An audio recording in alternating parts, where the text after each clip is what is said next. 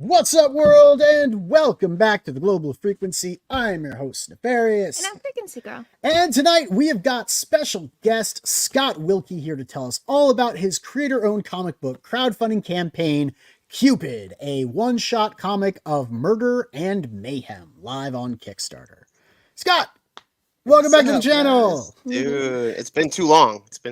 Yeah, it's been a while. But before we catch up and dive into the book, let's introduce you to some of the new faces that we've got here in the chat. So when did you start reading comics, and what were some of the stories that helped shape your appreciation of the medium? Oof. I started reading when I was young. I honestly don't remember the exact age. My mom would always pick me up some Superman comics from the grocery store. So he was my kind of entry point to the comic world. And just I became a DC boy at that point. Shape wise, I mean, I don't know. I mean, I was shaped by the goody two shoes, you know, like the Supermans of the world. So it's funny that I've kind of like deviated and now I just write these morally ambiguous, super gray characters on the moral scale. I find a lot of enjoyment in that. So I don't know at what point I pivoted as far as what I wanted to do, but probably maybe can blame that on movies, you know, all that trash from the 90s. I love that 90s trash, man. That it was like Right? Doritos and Mountain Dew for the soul, right? They say and like Surge. chicken soup for the soul. Yeah, it's Some yeah, Surge Mountain Dew soda. Code Red. Yeah, like all the just bad for you stuff, and I loved it. It was my childhood. It's why I look so good now, right? It was all the preservatives. Yeah, exactly. My childhood. Yeah. It's like formaldehyde. Yeah, it's keeping us young. Yeah. Right. So what about these days? Are you reading anything off the rack? Any crowdfunded titles that you would recommend? Doing a lot. Yeah, I just got James. I actually was on another podcast, so we were talking about someone killing the children. I'm late to the show on this one, but been big into that. So I'm just coming into a lot of his works. So I'd probly advise a lot. Tinian's a man. Yeah, he's a lot going on. Oh yeah. I love. I don't know. It's probably somebody else started it, but I call it the John Wick approach, in that you just give them like little bits at a time. And that's what I like with storytelling. I don't like you just exposition dumping on me the first issue and telling me the whole backstory of like an organization or the lore of it. I like getting kind of, you know, fed little pieces by pieces, and he did a really good job on that series doing that way. But yeah, that's what I'm writing right now. I got his other work too, Wind, that's on my to be read. So and then I also House on the Lake's over here too. Nice House on the Lake. So my TBR is too high right now, but yeah, that's what I'm working on. I can tell you've got stacks. This one goes to the comic book store and just goes ham. She sees like stuff on the shelf. She runs over to the guy behind the desk. She's like, put this on the pull. We've got a pull list like from my wrist to my elbow. It's crazy. It's like a Walgreens receipt. Exactly. That's exactly what it's like. And like every week she comes home with some other stack. I'm like, how are you found this and how are you getting all of these? Like these only come out once a month. How many are we have on a list? Well, so I have to go to two different comic shops. So our like local comic shop, the big one that had like everything, they had a huge array from like indie and local to like all the big stuff. They closed. So the guy that used to work there opened up like a little corner in this like bigger hobby store. Yeah, it's like a hobby / like old school kind of toy store that has like model kits and stuff like that. So they have this little teeny tiny area with like 3 shelves and a table. A couple Um, spinner racks. Yeah. Love that. They have spinner rack. I had two when I was No, there. no, you are imagining that. There is one. Okay. I go there every week and Yeah, been it's there true. like You're twice. You're right. You're right. So they don't have a lot of room for stuff. So he's had to cut back on what he orders. He'll order anything that's on a pull list and a couple of other things, Okay. but he's really cut back. So I have to go there, and then the only other option I have is Newberry Comics. So I go, but I hunt through everything too. So like I'll go through the graphic novel section, Yeah, and there we I go. find some, some stuff there. So there's always, I just kind of feel it. It's like it's like a Yeah. dowsing rod. I just kind of like go, and I'm like, Exactly, will you yeah. be good? Will you be good? I'm not sure, but I will take a chance.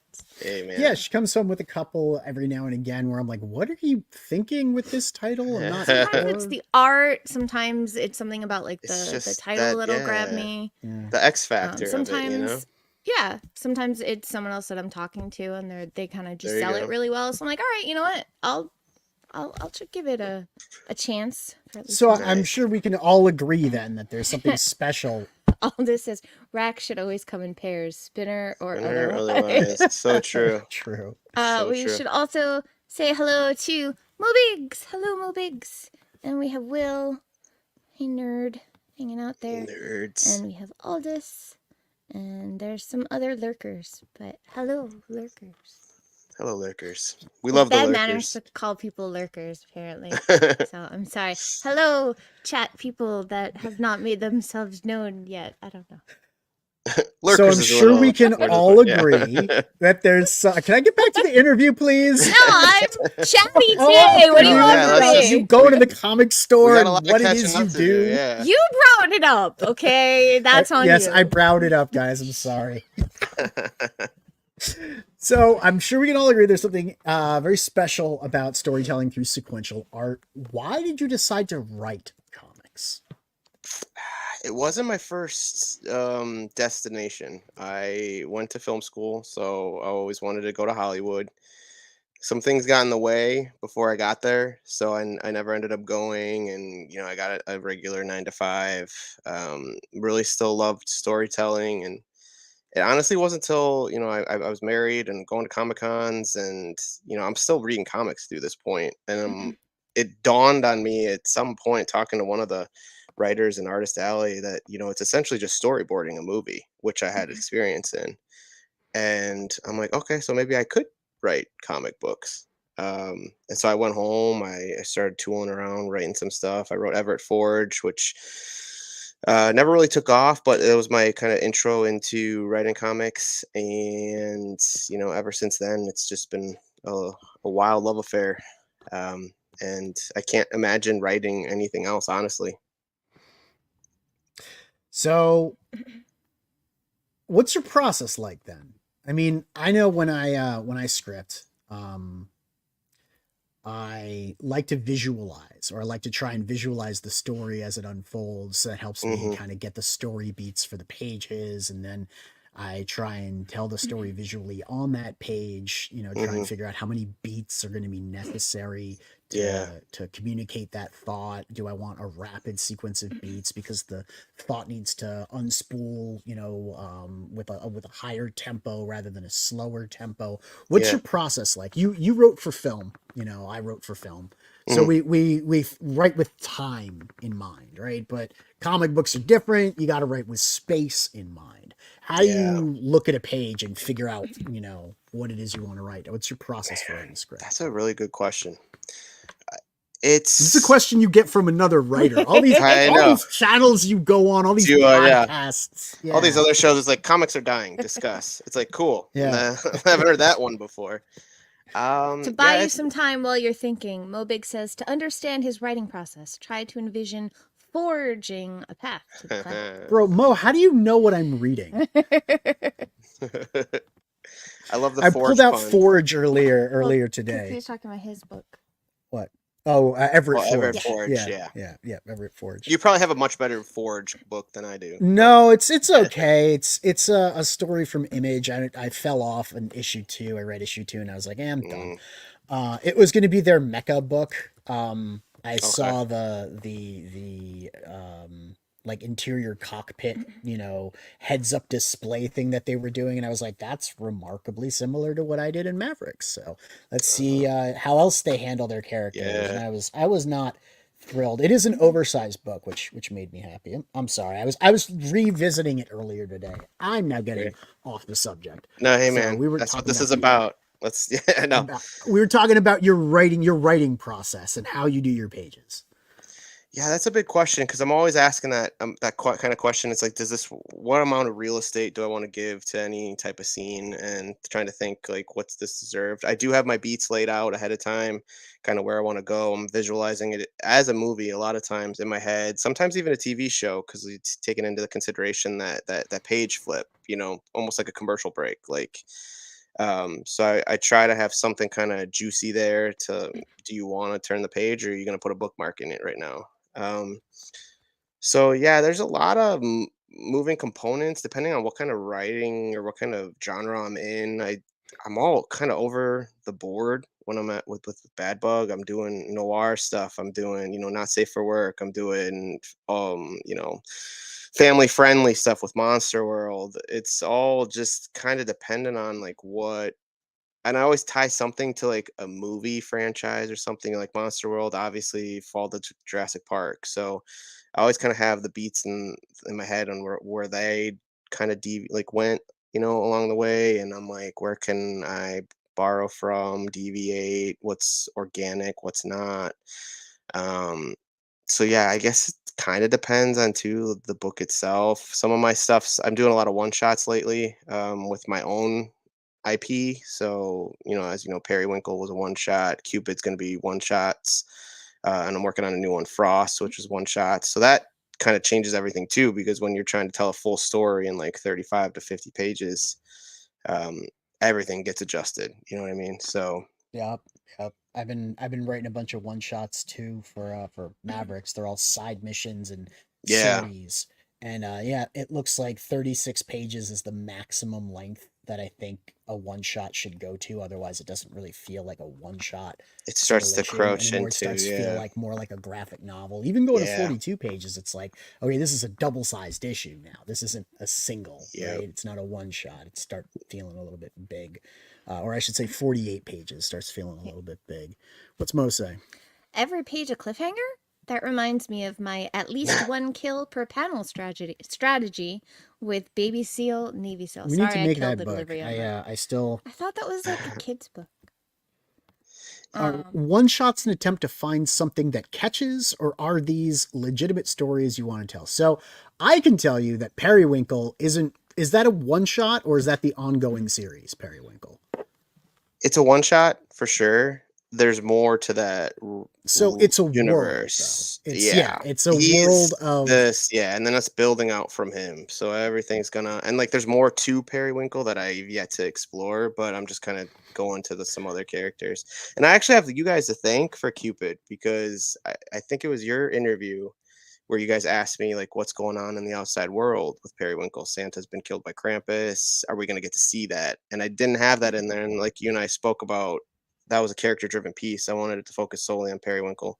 So the years started turning. I'm like, what does the world look like now? With Santa dead, and kind of the logical first step for me, maybe not chronologically, but was Cupid. It's like, what does the god of love do when the world's full of hate now? So yeah, they are intentionally designed as one shots. I'm really not feeling it out. I see that if I can tell the story in 36 pages, I'm going to. I don't see the need yeah. to draw it out to 4-issue arcs. You know what I mean? So Hey, what's up, Jeremy? Thanks so Hey. much for tuning in. I hear Shogun is really good, and I Yeah, am I'm meaning to waiting get to into binge it. it. Right. Your coverage of it's really cool too. I checked that out the other day. Aldous says if there's more to it, then it isn't a one shot though. Well, it's a one shot in the sense that it is a single story about one character in the world. And I don't know if you revisit Cupid or if you're going to be revisiting Frost later on. I got introduced to this Scott Wilke. I don't know what you would call it. They're not fairy tales or holiday stories, yeah, right? Or like Cupid is a kind of Hallmark. I don't know what would you call him. Like he's like the patron saint of Valentine's Day. You know what I mean? Like Yes. the Yeah. god of love or whatever.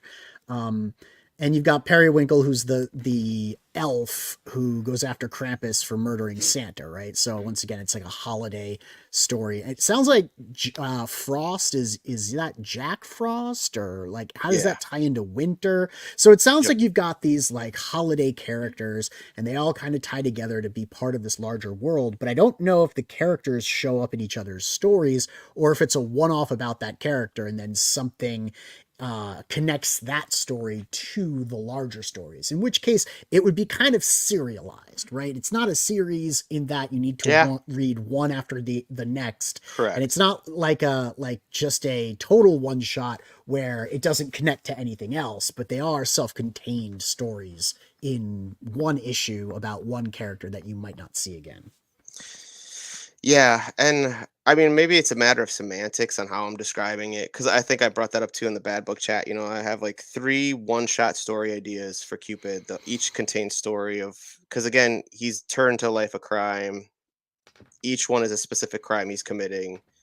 Do you have to read them in order, or do you have to read them together? No. So it's like I don't know what to describe that as. I've just been going with one shot because it's the most kind of comparable term I could find for that type of thing. And as I was writing Cupid 2, which again was going to focus on him doing another crime, that's when I was using Frost as an antagonist character. So I was struggling with Cupid 2, and then I'm like, you know what? Why don't I just jump straight into Frost and kind of paint this character out to what he is? So yeah, it's a muddled mess. Probably, I mean, maybe 10 years from now, we're gonna be like, this was super streamlined, right? It's like I'm gonna Yeah. make that up, and we'll delete this podcast. But right now, I'm just trying to kind of figure my way through it. I know what I want to do. It's just a matter of funds and then Arturo's time, because I really don't want anyone else kind of playing around in this world other than Arturo, because he's just so damn magical with it. He's got the interior art is really good. It's cartoony, but it's not too out of proportion or too wacky. It's very expressive. I like the color. Yep. As far as what else you've been up to, you've been a busy bee over at Bad Bug. I like that pun there, right? For the past 2 years or so, they've been putting out. If you guys aren't familiar with Bad Bug, their publisher under Mike Tenner, who's been around since like 2016, and they've put out a bunch of titles ranging from family friendly to NSFW. I'm just gonna take a look here. You've got Black Jackets, Bearskin, Discordia, Don't Talk to the Dead, Ragnarok, which is funny. I like the title.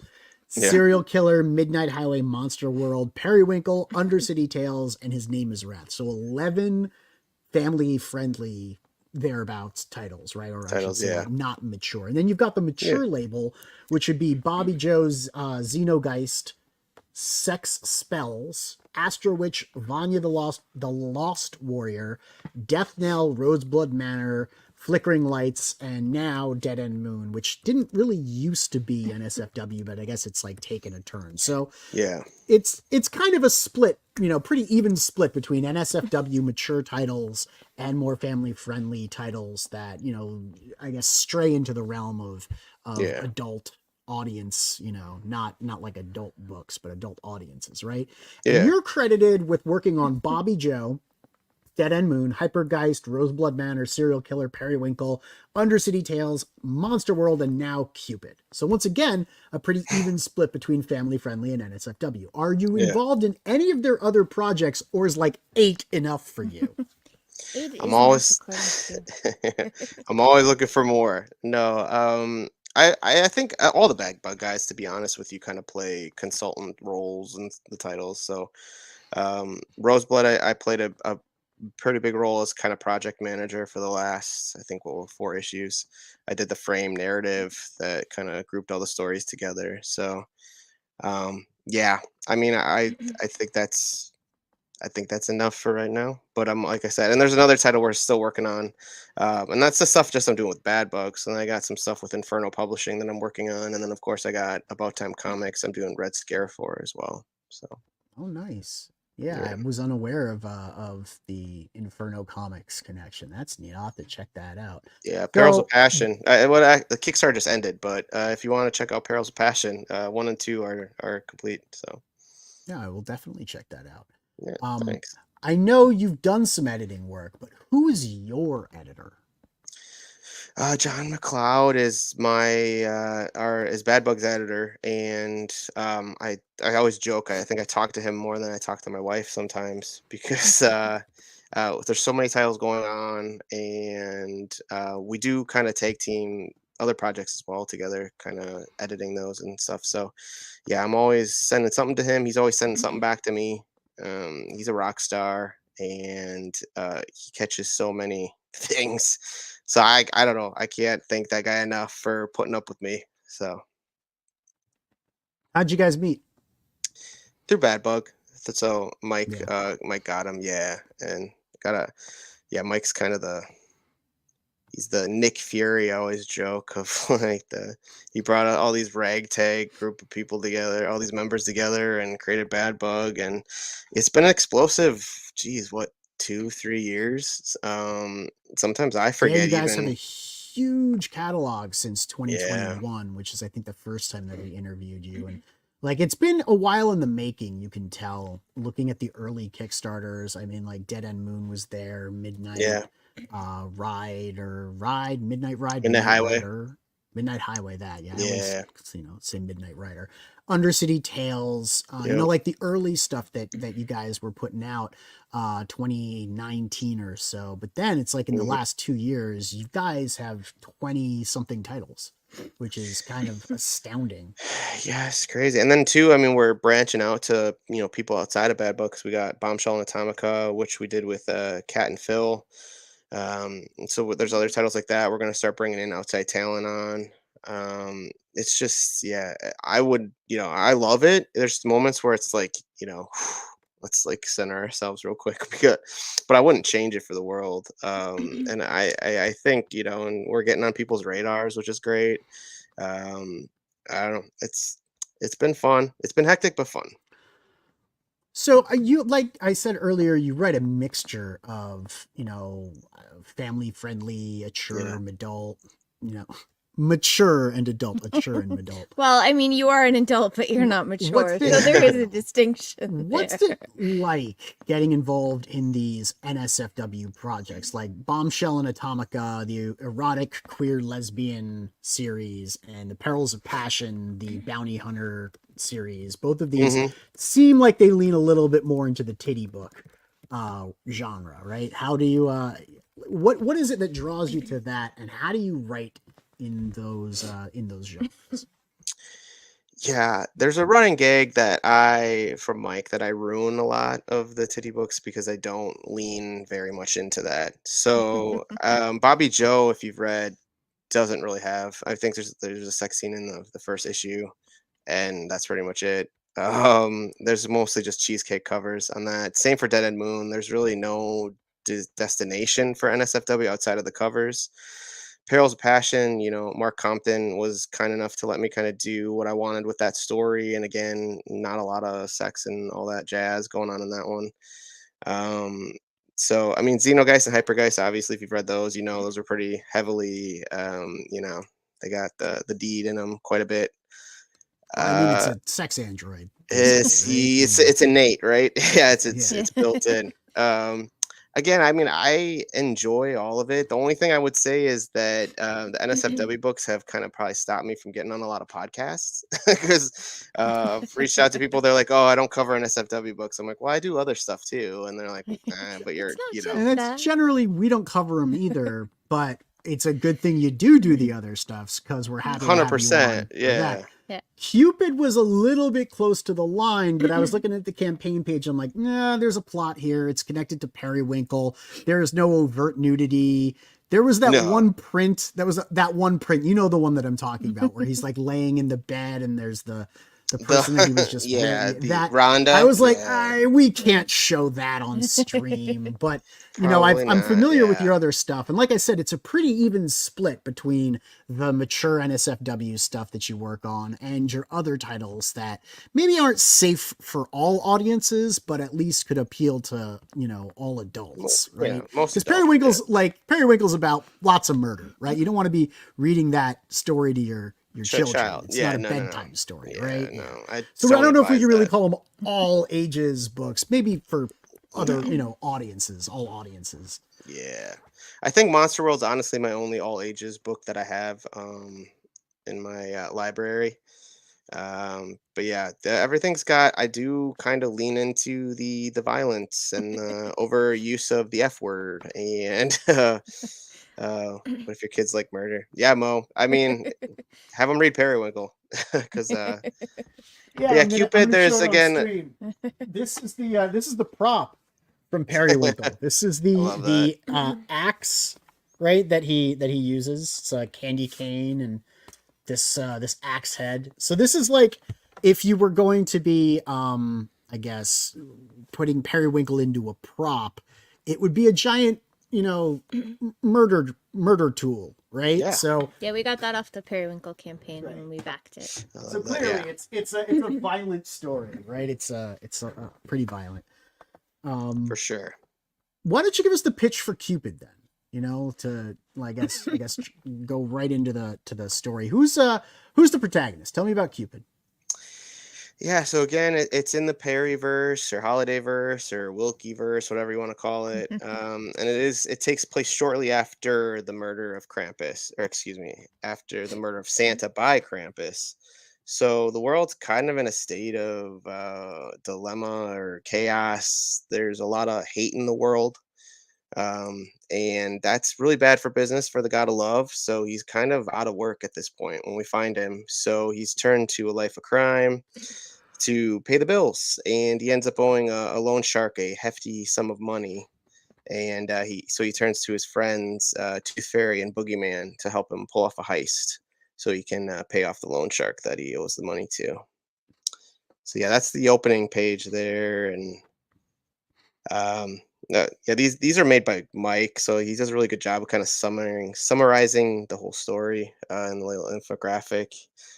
And Cupid lives in a shady love motel. So, and yeah, you can see how he spent the money. He spent it pretty quick. Yeah, on hookers and cocaine.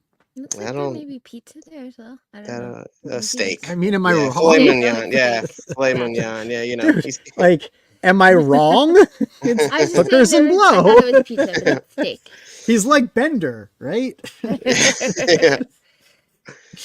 And yeah, there he turns to Tooth Fairy, which I just love that design. That was all Arturo coming up with Tooth Fairy's design. I had him more looking like Gollum, or excuse me, Dobby from Oh, Harry Potter.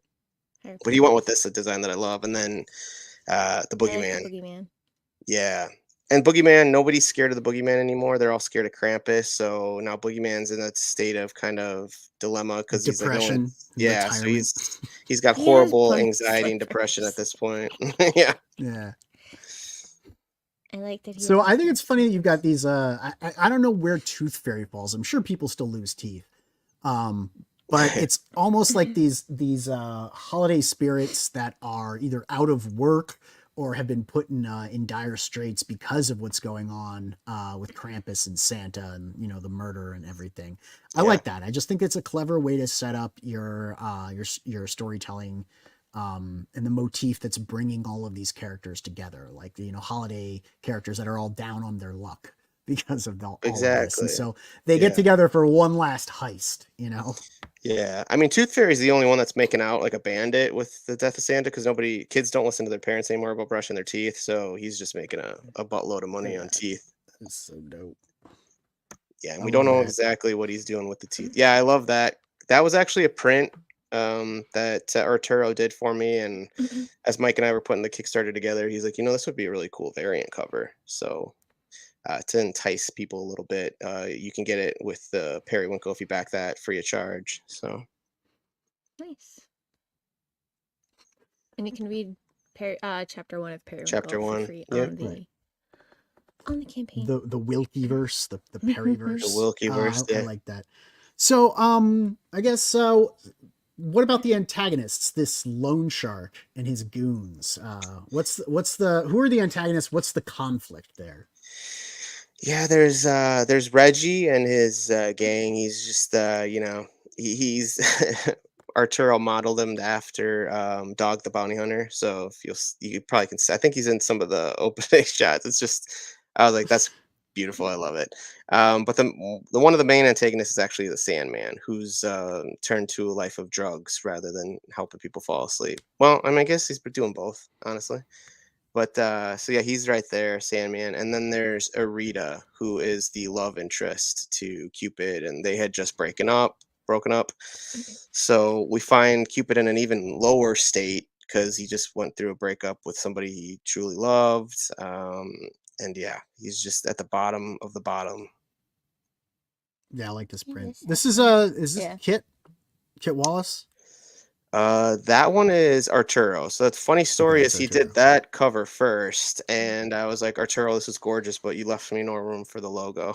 So I ended up made it a virgin variant. Yeah, and I had him do A for me. So yeah, he hooked me up with A, and then cover B is Kit's, which was that was a little. Yeah, we had a very similar situation where we had a great artist doing a cover, and they just got so inspired and took it away, right? And there's no room for the trade dress anywhere. There's no room for the logo, the names, nothing. Yep. So it's like, well, I know what our virgin variant's gonna be now. Exactly, yeah. Right. I mean, it's a mixed blessing, because I mean, that's just a fire cover. I just love it. I want that as a poster too. So yeah, me too. Yeah, poster. I was gonna ask you. How did you find Arturo, and how did you assemble the rest of the team for the book? Yeah, it's always a great story with Arturo. I was doing Periwinkle, had an artist working on it. 5 months in, he bailed because I don't think he wanted to do a 80-page book. So I was kind of down and out. Mike found Arturo via Instagram, and he's like, "If you could check this guy out," and I sent Arturo some of the script, and he was immediately like, "Can I please do this? I love it." And it's been a love affair since. He gets it. He understands the world. I have to give him very little direction. He does so much on his own. He gives life to this story. Honestly, I can't imagine another artist doing it. Yeah, it's nice when you find somebody who can express the world through the art and is very excited to work on it. Almost like they found a canvas, place to express themselves. They have the voice for it too. It's like a match made in heaven, right? Yeah, exactly. Look at you guys. Yeah, this book is your matchmaker. It is, yeah. I guess, what are the stakes then? Like, if they don't pull off this heist, what happens to Cupid? It's gonna be very bad for him and his body and his wings. So there's some threats that are laid out as far if he can't get that 10 grand in 24 hours. So it's very much in his favor to make sure he satiates the loan shark. Cupid, the day after, February 15th. That should be that should be the deadline for the loan, right? Like, that's when he's gonna break his legs. That's good. It's gonna be February 15th. That's yeah. So it's gonna be bad for Cupid. 10 grand, really? That's it? That's all he's got to come up with? I mean, come on. Really not, honestly. Can't come up with 10 grand.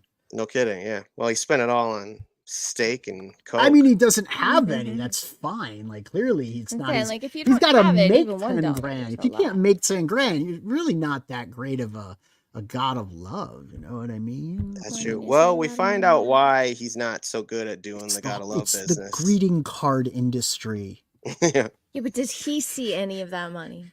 He doesn't. I mean, if they're using his if they're using his likeness, right? Oh man, that's really what it is. Hallmark sent the loan shark, right? Just to put him in a bad state, Exactly. get him in a catch-22 here, where he's got to sign over his body a Hallmark, so they Most have of- exclusive rights. I see stickers, but no Valentine's style trading card. Well, that would be clever if you had that, That or, would've been or good. like, you know, Valentine's Day cards. We're just talking about that. Like the ones you would give in elementary school. That like you I could put know, the I lollipop considered stick those. through. Yeah, I tried to do a more simplistic approach because I mean, if you've been following me since Periwinkle, you know, there was a lot that I couldn't deliver on, and I learned my lesson.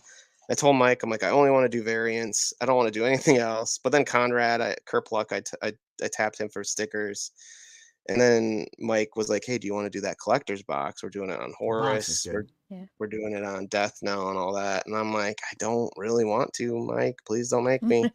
And then he sends me that mock-up of the box, and the night before the Kickstarter too. I'm like, you son of a bitch. I'm like, all right, I want it now. Man. But Oh, yeah, so sorry, I should have done this before. no, There you're we fine. go. Yeah, it's just he showed me that box mock. I'm like, okay, fine. And it's a good deal. I mean, you get all the variants, you get Periwinkle, you get all the stickers. So it was a must. But yeah, I try to keep them streamlined because it's just too chaotic for me to go.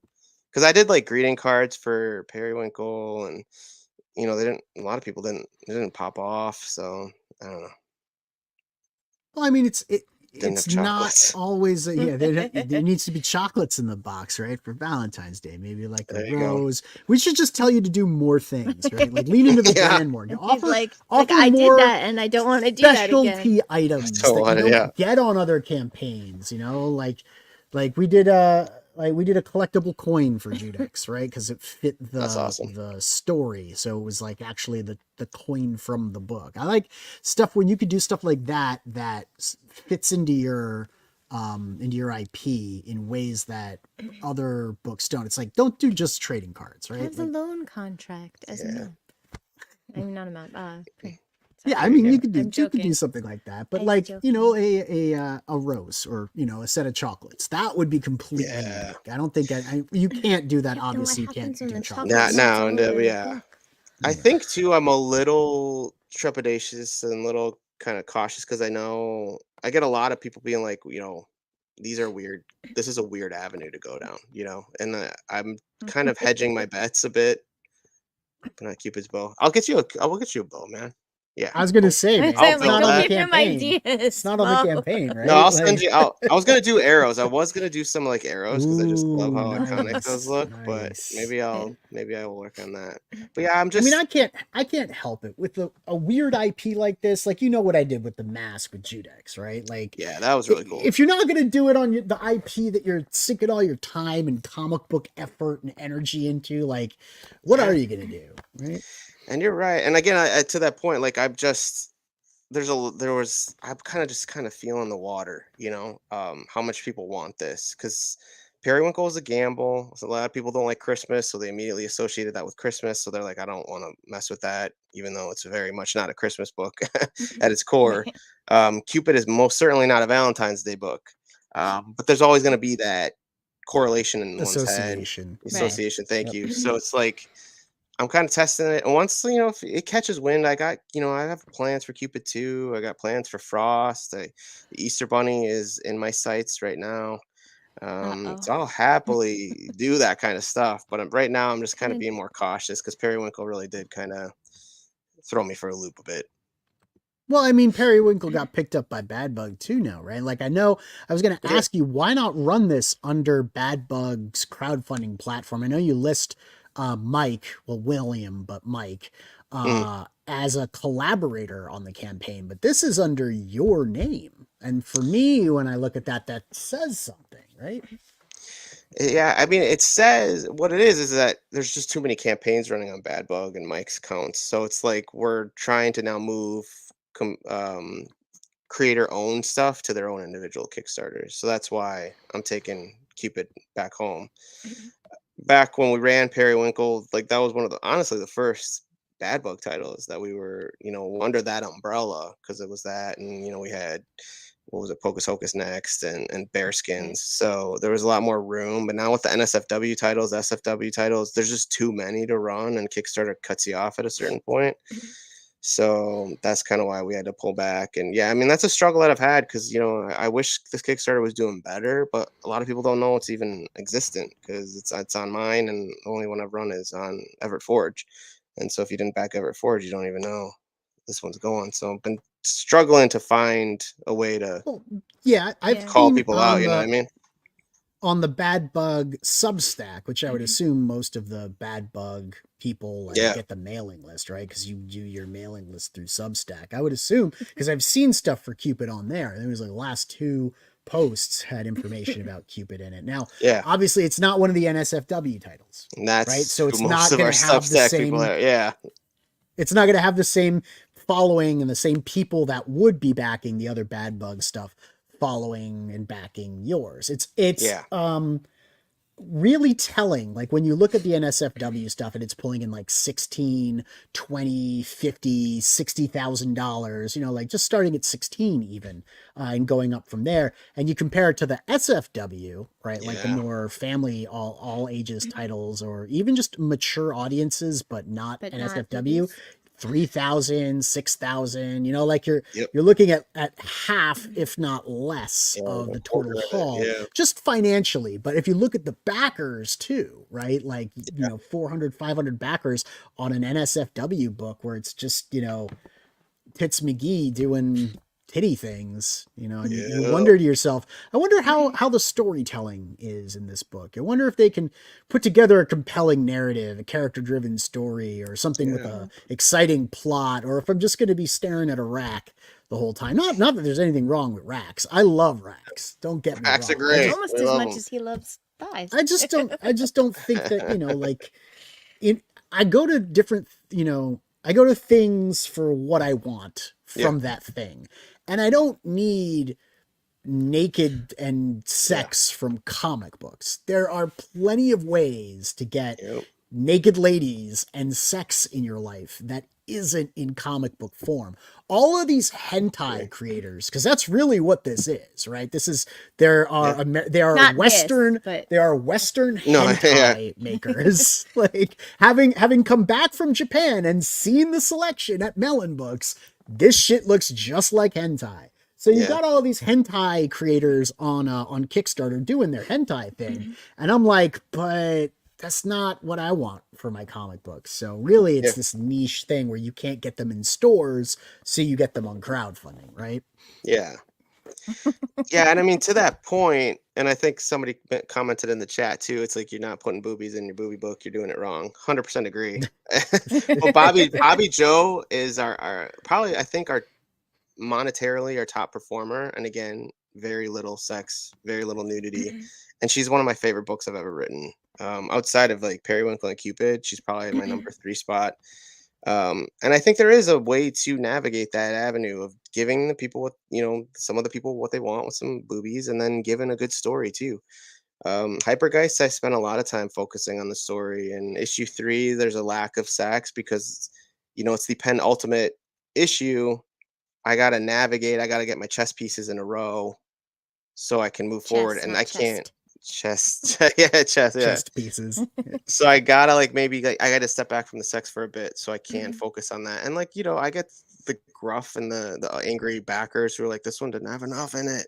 But then I have other people who do people message you and say there's not enough fucking in my book? We had surveys, that said that. So you got feedback, negative feedback from the backers who were like, they're we like, want this more isn't poon. NSFW anymore. I'm like, I sent her to a sex convention. It was everywhere, but it wasn't enough. But I'm like, they're insatiable, man. They're insatiable comic book dweebs who like sex in their books. Like, you're gonna be their slave forever. You're gonna be enslaved to the comic book perverts out there, and their insatiable desires.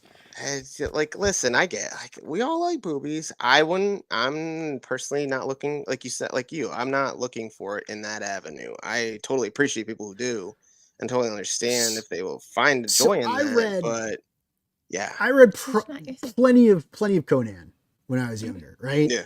And there were topless women in like every other issue of Conan. There were boobies everywhere. Not the Marvel Comics one, but like the bigger, oversized. Aldous was that would probably know. Aldous knows. Yeah. But there was lots of titties in Conan. They were everywhere. But it was a Conan book, and it was inherent to the setting, right? Like topless women were inherent to the Conan setting. So it felt like it was part of the storytelling. A lot of what I'm seeing out there, it's like the setting comes second to the titties, right? Or like the titties take center stage, maybe.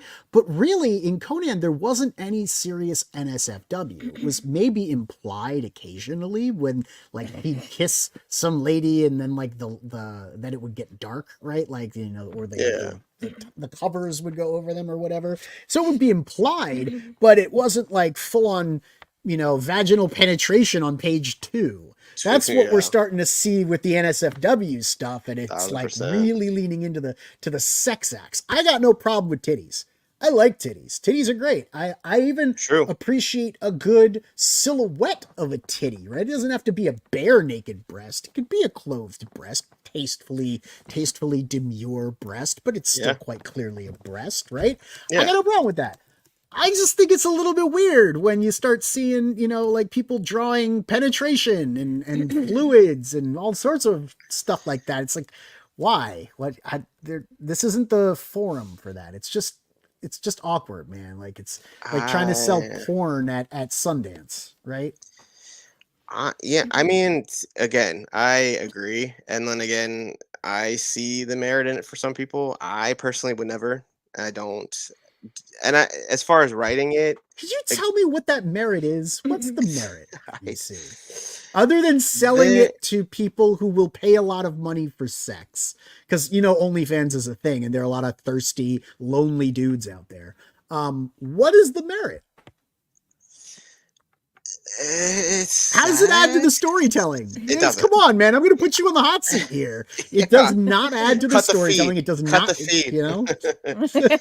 I'm like, you realize though that is some of his audience. It's not fine. on this book. That's fine. But and thirsty guys will throw money at him when he gives them stories about women getting railed from behind. Here's the thing: nobody knows I write those either, because it's like that, and that's part of the kind of the shtick or the gimmick I got in Cupid. If there's like the what the fuck or who the fuck is Scott Wilke tier, because it's like people don't know, and I think I'm lumped under Bad Bug more so, and I'm trying to like kind of establish my own identity as a writer, because like I think people, I write so many of Bad Bug's titles that I'm just Bad Bug at some point. Do you know what I mean? Yeah, it's rough when you go to a publisher and they're like, show me your portfolio of work, and 6 NSFW titles hit the table next to 6 other titles that can be read, but it's like, oh, you have an audience because you write porn. Gotcha. And like, the challenge is when you go to a publisher like that. And the challenge, and the kind of the caveat, is that honestly, Xenogeist and Hypergeist are my only 2 that have full-fledged sex. Honestly, Hypergeist was pretty good. Like, I gotta say, like of all of the ones that I've seen out there, and to be fair, I have not read Death Knell. I saw the campaign for Death Knell. I was like, nope, not for me. But of the stuff that you've written, I really like Periwinkle. I thought the storytelling was very tight. Appreciate that. I thought that the character was clever. The setting was clever. If you decided to inject, no pun intended, some NSFW fuckery into that book, it would make the book less, in my opinion. Like that detracts from it. 1000%. And I look at a lot of things that way. Hypergeist, because it is set in, you know, a setting where sex is an element of the setting itself, that it works. serves it's like the a story about it. Yeah. Exactly. So you're able to do it, and it's like Ghost in the Shell, right? Like that's why there was nudity in Ghost in the Shell. That's why there was that stuff was present in this setting. But it, like I said, a lot of these NSFW books they put the sex and the nudity center stage, and then the setting is kind of secondary. And I find that that's a grave disservice to the people as writers, which is one of the reasons I'm like, I don't know how to write that. I can't sit there going, yeah, on this page when I'm imagining the real estate, there's just going to be a gaping vagina right in the middle, you know, like, yeah, this is not something I do. I will say, when I get to that point, I'm just like with Carrie, because like I work with Carrie on those Xenogeist and Hypergeist. I'm kind of like, run with it, girl. Like what you want to draw, you can draw on these pages. Everything else, I'm super detailed on. I'm like, here's what my dialogue is. Here's this, that, and the third. But I'm like, you run with that. Like I don't really have a horse, in the any skin in the game. Do you just write on the sex, like the page description? Just freaky sex montage. Dude, I wish I could screenshot it right now because it's just like asterisk, sex scene, asterisk. And then it's like the page. It's like, this is what you want. This is what you'll get. Do I enjoy it? I like the story components. Guys, to me, is a very morally focused story because it's like the socio-political thing of like basically almost like healthcare, looking at healthcare because it's like some people are allowed augments that will let them survive the world, other people aren't, and it's determined by whatever race, ethnicity, etc. I like exploring those types of things in that story. Do I really care too much about the sex scene that is in there? No, not at all.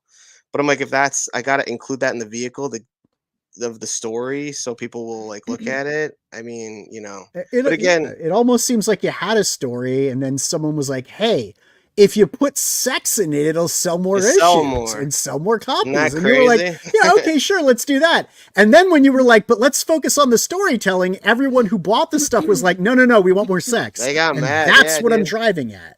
I'm driving at. It was a story and you put sex in it.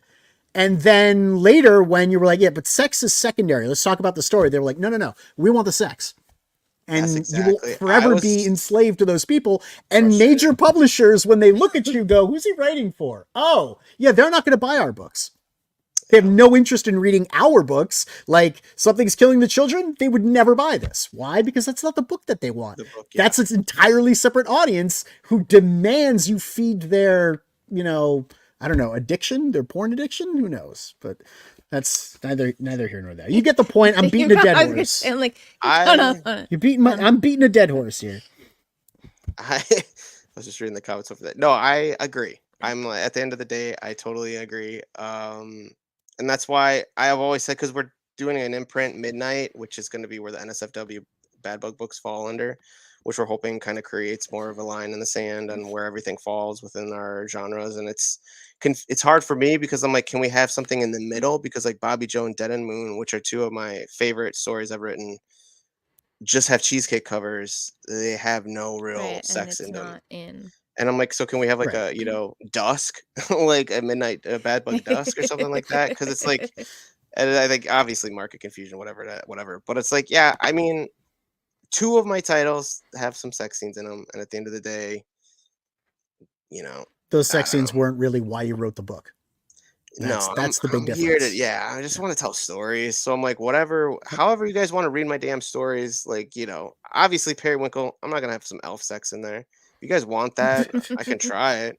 But at the end of the day, no, I don't think anyone really. I don't want to write it. So please don't ask for it. Perils of Passion doesn't look like it's very, as far as the story is concerned, doesn't look like it's very sex forward. It's not at all. Like, and maybe a little bit, maybe a couple of titties. But there's some nudity, like you said, but like, again, and Mark was very kind enough to be like, because he's like, there's not a lot of sexiness in here. And I'm like, well, is that okay? Because it doesn't need it. If it doesn't need it, it doesn't need it. But he's like, but I need to sell it on the Kickstarter. I need to make a couple $1,000 on the Kickstarter. I need titties. Yeah. And Perils of Passion 2 pulled in like, what, 25 plus? And there's, again, they've read a lot of return backers. They saw that there was no sex in 1. They came back for 2. So, listen, I will die on the hill that it's not needed because I agree it's not needed. But no, it was Bombshell and Atomica that brought in 26 with 700 backers. And that's all the sex all the time. That one's heavy. I mean, some of the interiors doesn't have that much sex. There's only 2 pages. Yeah, and I love Joel's work, so too. I mean, whatever he wants to draw, I'll look at it. So, but yeah, I don't know where I don't even know if you call it a necessary evil. We should do a show. We should do a show about NSFW comics, and I should create a panel and bring on a group of people, a mixture, some puritanical comic book creators who think sex does not belong in comics. some people like you who kind of fall in the middle were like, well, it can be used in stories to attract a larger audience, and some who were like gung-ho about like, they want their sex like very forward, and like that's what comic books should be, especially for sex. I should create that environment and just set you guys out and see who's left standing at the end. Where I would fall would probably, I wouldn't be a good argument on the side of more, if that right. And then that's the thing. That's one of the reasons that when I pressed you on it, you were like, yeah, it doesn't enhance the storytelling. Adding sex doesn't enhance the story, but it's either there from the beginning. All this is no, you should not. It's either there from the beginning, like with Hypergeist, right? Or it's not, and adding it doesn't necessarily enhance the storytelling. I don't think it does at all. Not at all. And I think honestly, at the end of the day, it's two different things. And it's like, that's why I think the imprint's going to be very important, because it's going to separate that, because the people who want that world will have access to it and they'll know exactly where to find it. And then we can kind of go back to, or do the thing we like to do. Because that's the thing. That's Periwinkle, Cupid, Dead End Moon, Bobby Joe, Serial Killer, Monster World. Those are what I love. Those are what I'm proud about. Those are what I show off at cons. And I'm not saying I'm not proud of the other two, but it's like they're not what I would choose as a reader or buy as a reader. So it's like it's hard for me to try to sell something that maybe I wouldn't pick. Do you know what I mean?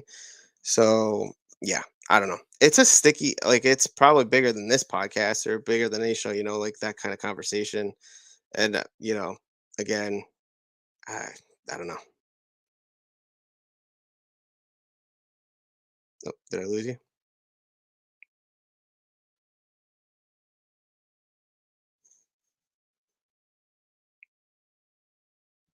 Am I lagging or?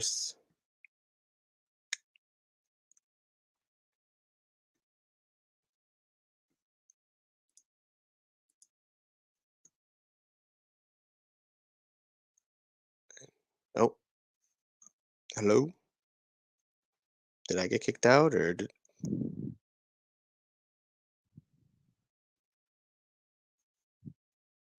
Hey guys, can you still see me or no? Let me know in the chat.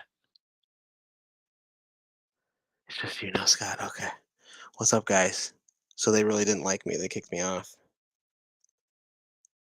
Okay. No problem. Yeah. So I don't know, guys. Again, I'm all about giving people what they want. So if they want those stories like that, I'm happy to provide them. Do I understand why they want it? No. But that's why I do what I can to do my favorite part, which is the storytelling and character development. And so, what is this? I don't know. Comics, mate. It is a channel takeover. It's mine now. They didn't like my NSFW book, so I'm like, you know what? I'm gonna double down. I'm taking over the show.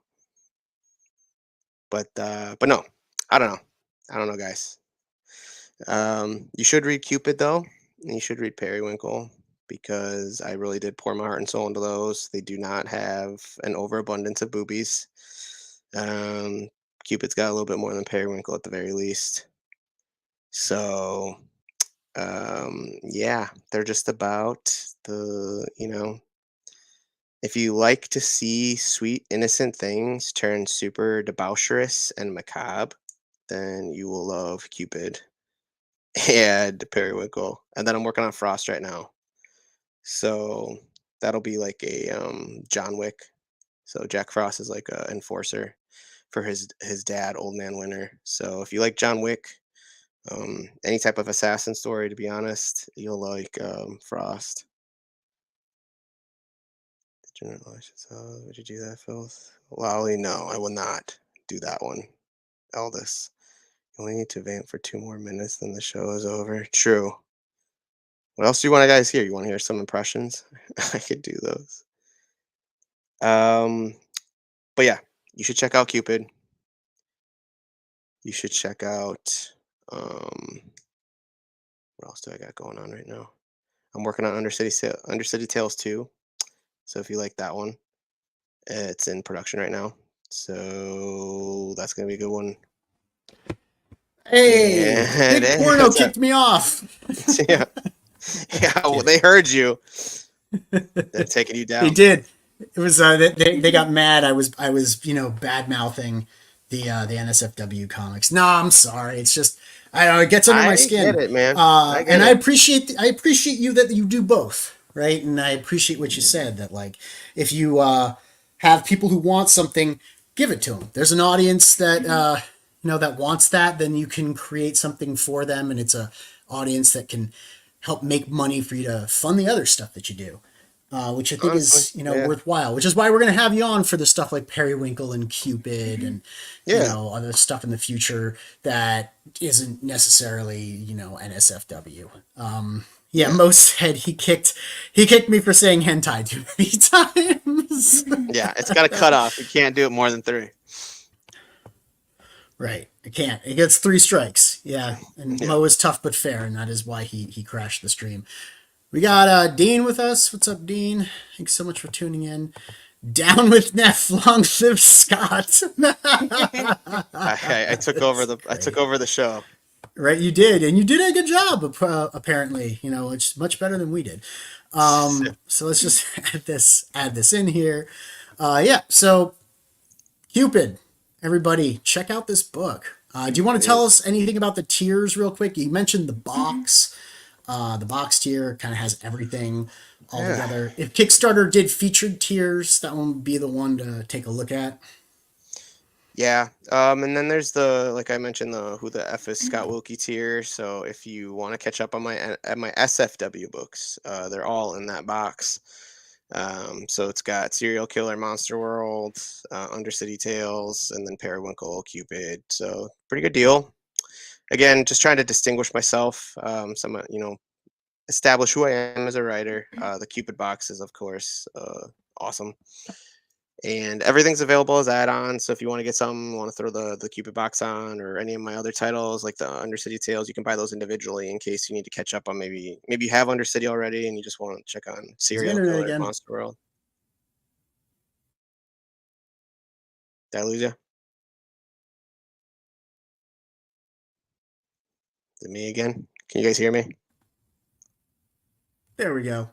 We should not do shows, man. This internet is killing me. I don't know what is going on with it. This is the worst that it's been in a while. I guess the pods are offline. Sorry, man. That kind of just like threw a big old monkey wrench in everything that was going on. But you were saying that you had your Who the Heck is Scott Wilke tier. Yeah. And there's the Cupid box. You can also buy the individual issues as add-ons. Yeah. And you said you were trying to distinguish yourself. Does that mean like have you stand out as a writer apart from just the NSFW stuff? Because you like you said, you kind of get lost underneath the pile, of like, oh, this book is, you don't advertise your name up front when you're I think that's a part of it, yeah, because I mean we have so many titles and I do almost like 50%, 60% of the titles at Bad Bug, so I think I'm just Bad Bug at some points of the conversation, not Scott Wilke. And I got stuff outside of Bad Bug that I'm doing, so I want to also draw attention to those titles like Red Scare, Perils of Passion. I'm working on another one for Inferno right now. It's going to be a safe for work as far as, but like again, probably lean onto the cheesecake covers type of thing. So yeah, just trying to get my name out there more, let people know what I'm about, what I'm doing. My real passion's always going to be those, like I said, Periwinkle, Cupid, Serial Killer, Monster World. All those titles, those are the ones that are near and dear and that I love and that I'm very passionate about. So I really hope people kind of help support those and grab them and read them. And I mean, I think if we can if we could have people support the SFW books as much as the NSF, there wouldn't be a need. You know what I mean? So right, yeah. I think we just need you guys out there and grab them. I think it has something to do with the fact that there is a huge there are a lot of comic book titles out there, right? Like the landscape of comic books that are SFW is enormous. It's everything in the stores, plus all the crowdfunding stuff. Then there's manga. It's just, there's such a plethora of titles and everything, right?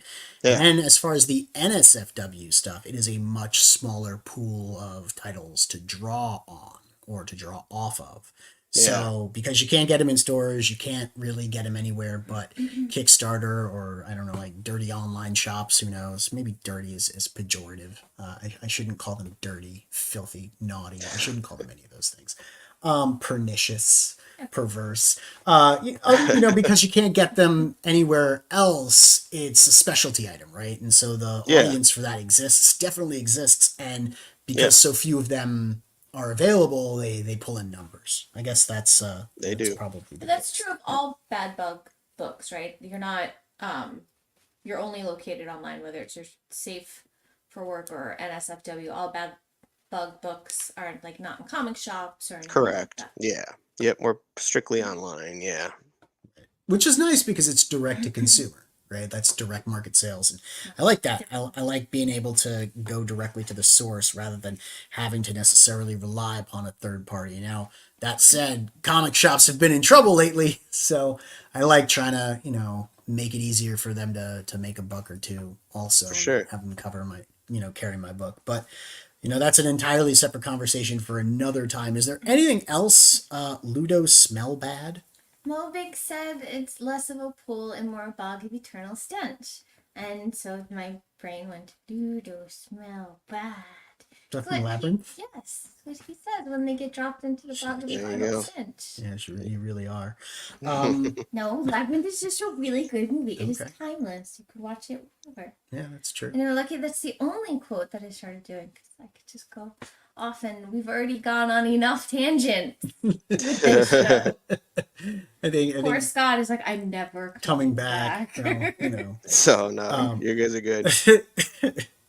So is there anything else you want to tell people? Maybe where to find you, if you're making any convention appearances or anything, because I see you guys at conventions all the time. Yeah, I'm over in Phoenix, so I mean, if you're at Fan Fusion in May, I'll be there. I have a booth. But yeah, you can check me out on TikTok. I'm boomering my way through that whole thing. So you can follow me along kind of my creative journey on a lot of books, and I try to offer like tips and tricks for writing, my work process, etc. So, and I try to do my memes. So happy to see you over there. And then I'm on the other socials as well, but I'm just not good at it, to be honest with you. I'm too old. But yeah, you can check me out there. And then yeah, just please support Cupid. I gotta make a point. People are saying like, don't do holiday character stories. It's a dead end. It's not a good business choice. So I want to prove them all wrong. That there's some. What does Mike know? He's right. He's only running a company with 21 titles, making tens of thousands of dollars every Kickstarter. What does he know? Don't inflate his ego anymore, please. I won't. It'll just cause him to inflate his number of NSFW titles. Anyway, that's pretty much it for us tonight, guys. Thank you so much for tuning in, despite the technical difficulties and nonsense. I do get feisty on Mondays because it's the beginning of the week, and I guess I'm just not looking forward to all of the rest of the week. Are you telling the truth, Mobig? No. If you look at the newspaper clippings in Sarah's room, it's implied that her real mom went away with David Bowie. I mean, Mo's gonna see something in your head. Now you have to go watch Labyrinth. Yeah. I mean, I don't need an excuse to watch it, but now I will watch it with now she's got one. Oh, with purpose. So you can watch the VHS. You got to drag out the tape player. Anyway, that's going to be it for us tonight, guys. Thank you so much for tuning in and hanging out with us. Don't forget to check out Cupid, support Scott, support SFW comic books. NSFW. If you liked the content, hit the thumbs up. If you like NSFW content, hit the thumbs down. And don't forget to click subscribe if for some reason you want to keep watching us. And click the bell for notifications so you know when we go live next. And tune into the frequency. Threw me for a loop. We'll see you next time. Oh, wait. I have to do the brand thing, don't I? No.